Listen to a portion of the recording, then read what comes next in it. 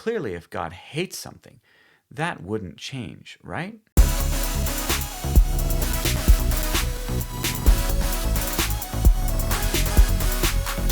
Are Christians required to eat like Moses?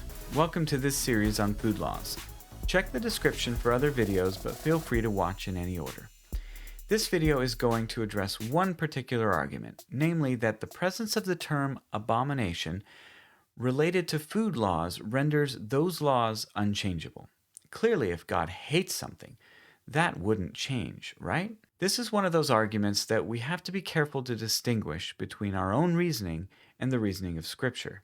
Does Scripture make this argument? Does it ever say that the use of this one word means that nothing could change about that law? Well, you can read Leviticus 11 straight through, and it doesn't speak of whether or not the law could change.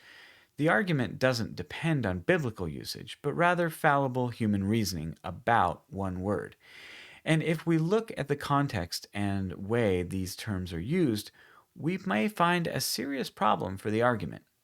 Let's start with the word this argument is based on. It first appears in Leviticus 11 this way.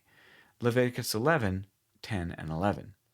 But whatever is in the seas and on the rivers that does not have fins and scales among all the teeming life of the water and among all the living creatures that are in the water, they are detestable things to you, and they shall be abhorrent to you. You may not eat of their flesh, and their carcasses you shall detest. Before we get into the terms themselves, I just want to point out that this is 10 verses in. The first 9 verses include many descriptions of what is permitted and not permitted to eat. The justification there is that these things are unclean, not that they're an abomination. That should help us begin to see that the primary issue with these animals is not that they're an abomination. Now, as we look at these 2 verses, the Hebrew term we're discussing is sheketz.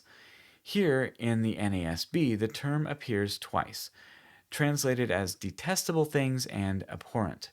These are the terms the KJV renders abomination. We also have a variation, the verb form, rendered detest at the end of verse 11. Do you notice anything about the way these terms are expressed that might be a problem for the argument that these are abominable to God? In each case, both the noun and verb are qualified with to you or you shall. These are commands for the people. God is commanding the people to detest them and consider them detestable. God is not describing them as detestable or an abomination in themselves. Does this observation hold throughout the chapter? Essentially, it does. The noun sheketz appears 8 times and the verb 3 times. Of the 8 times the noun appears, 5 times it is considered a detestable thing to you. The other 3 times, where detestable is not directly qualified with for you, occur in verses 13, 41, and 42. All 3 of these are combined with the command not to eat them. You shall not eat them, they are detestable. These 2 verses concern birds of prey and various insects and the like. Since all the earliest occurrences and the majority are concerned with the person considering these animals detestable, it would make most sense to see the remaining 3 as being equivalent. Just another way of saying the same thing. They're detestable in the same sense. The verb, which appears 3 times, seems to indicate that this is the correct understanding of the way the noun is being used. Consider verses 11 through 13. And they shall be abhorrent to you. You may not eat of their flesh, and their carcasses you shall detest. Whatever in the water does not have fins and scales is abhorrent to you. These, moreover, you shall detest among the birds. They are abhorrent, not to be eaten, the eagle and the vulture and the buzzard. Notice that the verbs are contained within the command, you shall detest. This is showing that the disposition is focused on what God is commanding man, not what God actually holds true of these animals apart from these commands. The verb form does appear 1 time in this chapter after every other occurrence where it carries a different meaning, to render something detestable as opposed to detesting. Leviticus 11:43. Do not render yourselves detestable through any of the swarming things that swarm, and you shall not make yourselves unclean with them that you become unclean. By disobedience to this, a person becomes detestable, which is equivalent to becoming unclean. As we've seen in this chapter, in another video on whether this chapter defines food, clean and unclean are not intrinsic qualities. And when considered with the rest of the Torah, being unclean is something that can come about by non-sinful as well as sinful processes. And in any case, outside of certain chronic sicknesses, can be rectified through ceremonial washings and other things.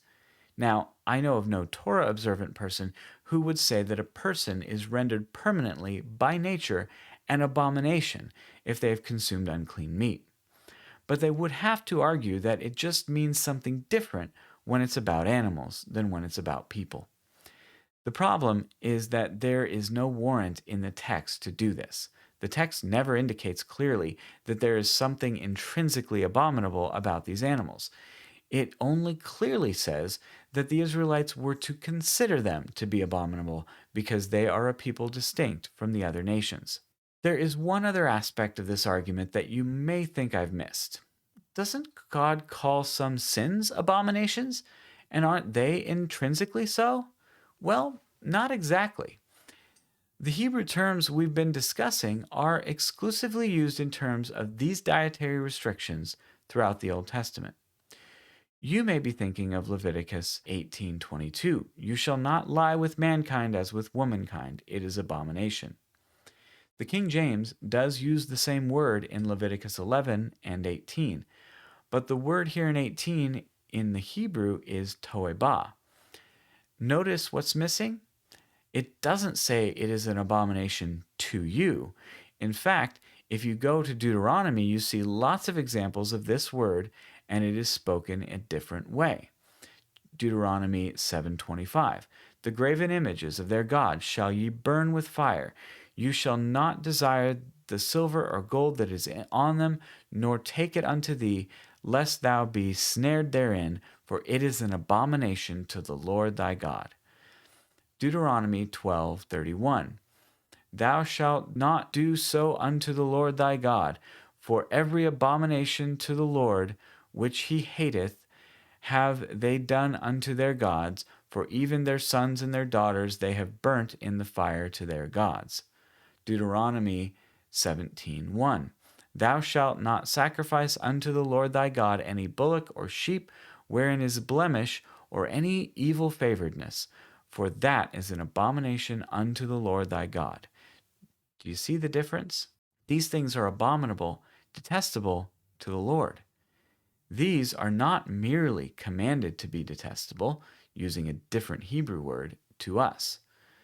The fact that one English translation chose to use the same word for two different Hebrew words, clearly used for two different kinds of things by Moses in the Torah, should not make us think that we can take what God says of idols and apply it to animals he created and called very good in Genesis 1.